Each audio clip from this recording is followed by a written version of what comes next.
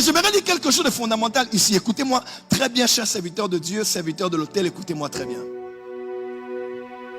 Pourquoi Dieu avait interdit, dans Exode 20, qu'on ne puisse pas représenter sur la terre les choses qui sont au ciel? Et pourquoi, alors qu'il interdisait cela, il donnait aussi l'ordre qu'on puisse sculpter 2 chérubins? Oh, comment? 2 chérubins qui allaient se croiser les ailes et regarder sur le propitiatoire. Pourquoi? Le Dieu qui peut interdire qu'on fasse une chose ordonne qu'on fasse ailleurs. Pourquoi? S'il se pose sur les ailes des chérubins avant de venir sur la terre, comme il a fait avec l'histoire de Paul, dans Actes chapitre 7, alors que Étienne était en train d'être lapidé, on dit que Saul était là et il assistait à la scène. Actes chapitre 26, il était là quand Étienne mourait. Mais une chose est sûre, quand Étienne mourait, Saul naissait. Il assistait non pas au deuil d'Étienne, mais il assistait au deuil de Saul où il allait devenir Paul juste après ça. Et lorsqu'il se lève, il prend les lettres de la mort. Il va maintenant pour aller et faire tuer plusieurs chrétiens et les persécuter. Dieu quitte le ciel. Pourquoi Dieu quittait le ciel? Parce que quand Étienne mourait, Étienne disait, j'ai vu le Seigneur debout sur son trône. Esaïe l'a vu assis, mais Étienne l'a vu debout. Pourquoi était-il debout? Pour accomplir ce psaume. Il montait sur les ailes des chérubins et il allait à Damas rencontrer Paul. Et lorsqu'il a rencontré, il a retiré les lettres de la mort, il lui a donné Corinthiens, Colossiens, Romains, Thessaloniciens, Philippiens et le reste. Afin qu'il donne la vie là où il donnait la mort. Écoutez-moi très bien. Pourquoi le Dieu qui a refusé qu'on représente les réalités du ciel sur la terre ordonne à Moïse de le faire? Écoutez-moi très bien, ce que je dis est sérieux. Écoutez-moi bien. Pourquoi Dieu a interdit l'évangéliste Myriam? Dieu a interdit pour une seule raison. Parce qu'à chaque fois que sur la terre, on représente une réalité qu'il y a au ciel, on active la loi de la bipolarité. Oh, tu n'as pas entendu. Il existe une Jérusalem là-bas. Il existe une Jérusalem ici. Il existait Éden là-bas. Et finalement, il a existé Éden ici. Pourquoi le péché est entré sur la terre? Parce que le péché n'a pas commencé ici. Le péché a commencé là-bas. Voilà pourquoi la loi de la bipolarité a fait que le péché qui a commencé là-bas se reflète aussi ici.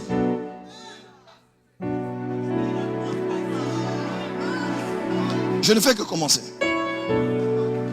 Est-ce qu'on peut avancer?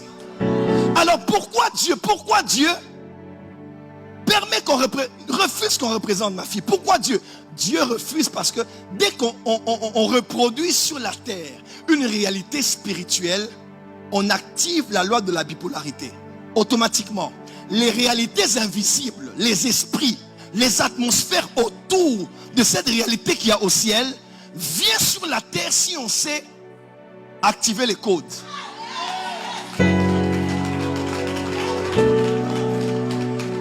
Est-ce que je vais avancer ici?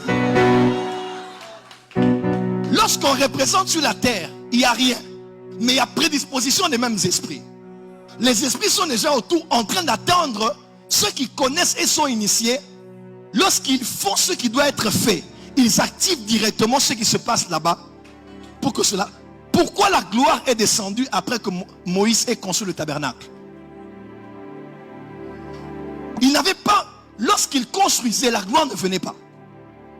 Mais lorsqu'il a achevé, il est écrit, il a fini de construire selon le modèle. Le monde spirituel a vu sur la terre le reflet comme abscisse et ordonnée. Le monde spirituel a vu, il y a le reflet de ce qu'il y a ici.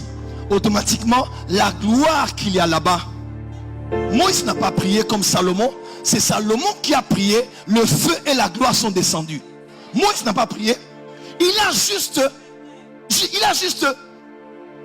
créé le reflet. Et la gloire elle-même a été invitée. La gloire est entrée. Et sa volonté a été faite sur la terre. Comme elle est faite.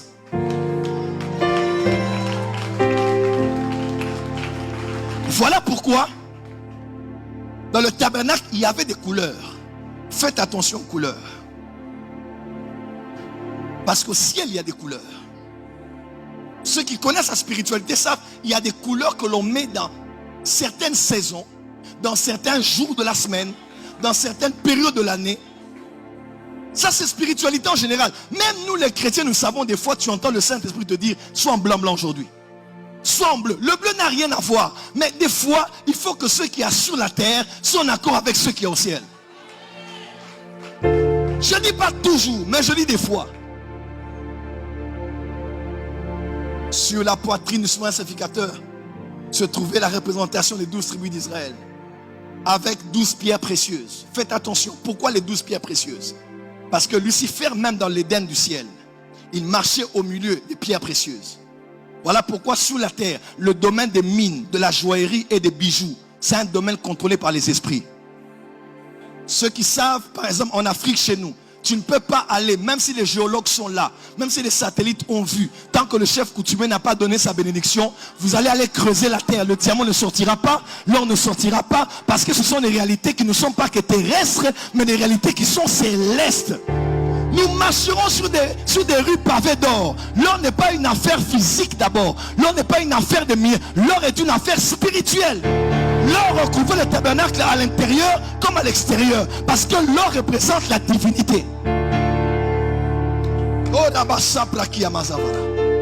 Chaque fois qu'une réalité de l'esprit se reflète sur la terre, ceux qui savent et peuvent créer l'atmosphère et activer le principe.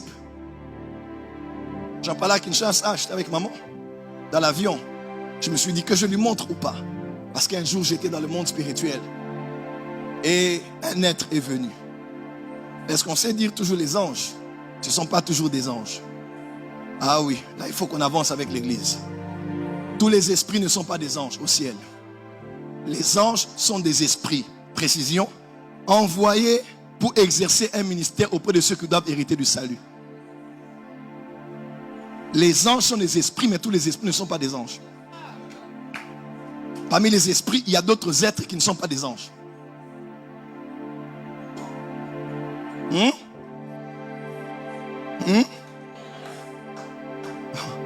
Dans le monde spirituel autour de Dieu, il y a des esprits. Il y a d'autres esprits. Les 4 êtres vivants, à vrai dire, en grec, on ne dit pas les 4 êtres. Être a été rajouté. On parle des Zoas, les 4 Zoas, les 4 vivants. Et il y a une différence entre les 4 êtres vivants d'Ézéchiel et d'Apocalypse. L'un a vu un être avec 4 faces. L'autre a vu, il a vu un être avec une face. Mais ils étaient à 4. Hein? Dis à ton voisin le monde spirituel. Dis encore le monde spirituel. Frère, dans le monde spirituel, il y a des esprits qui travaillent pour Dieu. Parmi lesquels les esprits des saints. Dis à ton voisin, je suis désolé, mais c'est la porte des cieux ici, donc il fallait demander avant de venir. Il est écrit, nous aussi environnés d'une aussi grande... Oh, je suivais pasteur Chris un jour, il disait, Dieu m'a dit ce soir au culte d'adoration, Paul et Jean seront là pour voir le culte, comment on adore. Le 25 décembre 2018, je suis à Kigali au Rwanda. Jésus m'apparaît la nuit. Et quand il finit de m'apparaître, j'ai une autre vision. Je suis emmené quelque part au ciel. Et quand j'entre là, on me dit, ici se trouvent les vainqueurs. Et je me souviens de Ultima Assault de Rick Joyner. Et quand je vois des gens qui étaient là. Et on me dit par l'ange qui m'y a emmené. Il m'a dit, ici se trouvent les esprits de ceux qui ont travaillé avec Dieu sur la terre. Et que Dieu continue encore à utiliser sur la terre.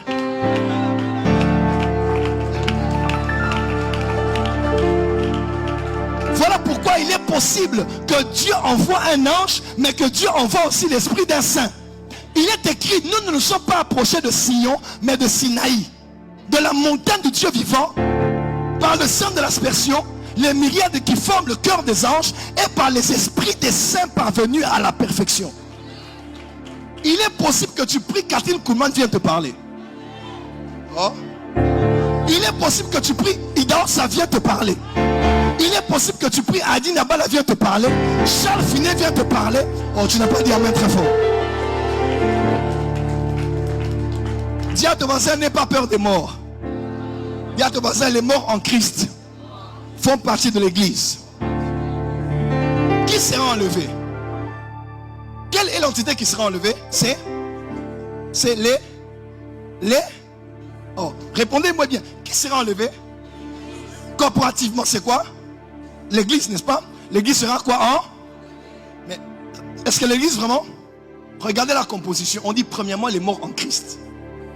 Donc l'église n'est pas l'assemblée des vivants seulement. L'église est l'assemblée des vivants et des morts. Prophète, c'est quoi ça? C'est la nécromancie, c'est les esprits de mort. Des fois, il ne faut pas chasser certains morts.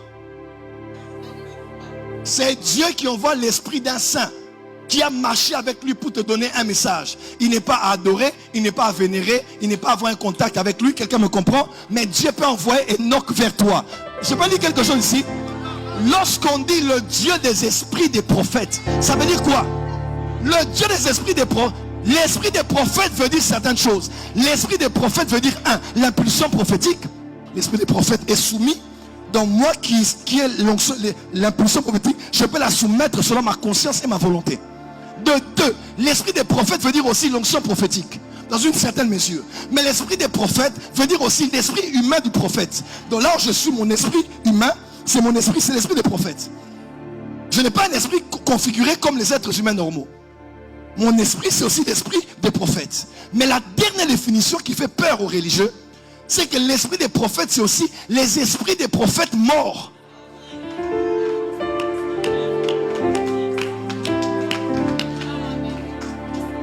Moi, il y a des choses que Enoch m'a enseignées.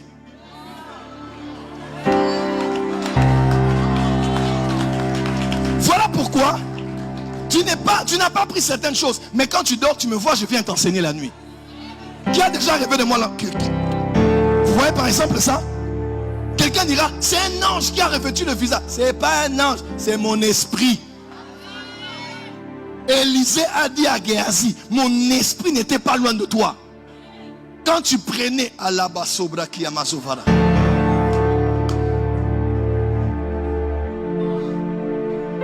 Là où les vivants nous combattent, nous combattons les vivants. Là où les esprits de mort viennent nous combattre, on a aussi des morts parmi nous qui vont combattre les morts de l'autre côté. Dis amen bien là. Dis amen bien là où tu es. Dis amen bien là où tu es. Tu ne peux pas être spirituel si tu ne connais pas la mort. Mais oui.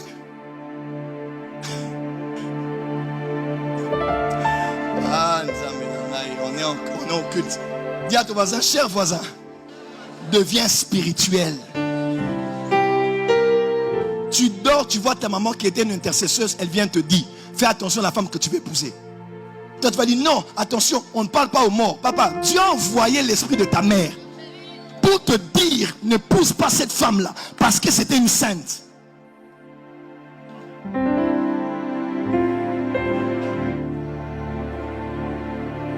Il était lui-même à la montagne de transfiguration. Élie est venu. Moïse est venu. Et ils ont parlé. Notez, Moïse était mort, mais Élie n'était pas mort. Voilà pourquoi nous croyons que dans les deux témoins qui vont revenir d'Apocalypse chapitre 11, ce n'est pas Élie et Moïse. Parce que Élie et Moïse, on peut déduire parce que les signes qu'on présente dans Apocalypse 11, c'est vraiment les signes que Élie a manifestés et Moïse a manifestés. Mais nous croyons que Moïse était déjà mort. Dieu l'avait enterré. Mais il a pris son esprit. Mais il faut quelqu'un d'autre qui n'est pas passé par la mort comme Élie. C'est Enoch.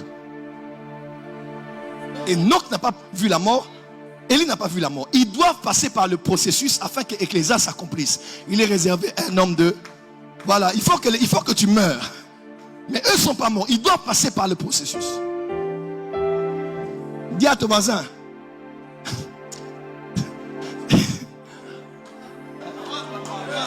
Bon, dis à ton voisin, dis voisin. Deviens spirituel. Ne sois plus religieux. Dis deviens spirituel. Ne sois plus peureux. Dis deviens spirituel. Dis deviens spirituel. Un jour en plein culte, j'étais en train de prier avec le prophète Ken. On était à Kigali, en pleine réunion chez l'apôtre Mignonne. Samuel est entré. J'ai dit, oh Samuel, Samuel entrait, il entrait. J'ai dit, Samuel est là. C'était pas un non, c'était Samuel le prophète qui était venu. On devait discuter de comment établir des rois dans le monde. Je déclare ce soir que les rois et les reines reçoivent leur couronne aujourd'hui. Je dis, le roi et ils reçoivent leur couronne aujourd'hui au nom d'eux. Veuillez vous asseoir. Alors pourquoi je parlais de ça? Parce que j'ai eu une apparition. Et il est venu, il m'a donné comme ça. C'était de l'or massif. Alors quand j'ai vu ça, j'ai dit, bon, maintenant que je montrerai, elle va accepter ou pas. Heureusement qu'elle est née dans une famille des fous. Sinon, elle aurait fui le ménage. J'ai dit, je montre parce que c'est de l'or, c'est des insignes. Hein? On était dans l'avion, je dis, Seigneur, elle fera ma valise tout le temps. Je vais cacher ça jusqu'à quand? Je dis, Seigneur, qu'elle voie seulement. Et je lui dis, elle m'a dit, oui, fais voir, c'est cool, c'est cool. Et les blancs sont comme ça. J'ai dit, bon, je montre. Elle a dit, waouh, ça brillait de l'or. Il m'a donné quelque chose en or et un cristal. Parce que c'est comme une mer de cristal devant le trône de l'Éternel. Je me rappelle encore du témoignage du prophète Joshua Miles. Une fois des États-Unis. Il est en train de prier en retraite. Un ange vient et lui dit, bon, comme tu es là, tu as trop jeûné, tu es fatigué. J'ai cueilli une feuille de l'arbre de vie et je te donne pour que tu manges et que tu aies un peu d'énergie pour continuer à jeûner. Je décrète et déclare que le surnaturel va devenir naturel. Je dis, le surnaturel va devenir naturel. Je dis, oh non, la masse, c'est la magie. Il y a plus que la magie ici. Il y a plus que la nécromancie ici. Il y a plus que le spiritisme ici. Il y a Jésus-Christ. Christ en qui sont cachés tous les trésors de la science et de la sagesse divine.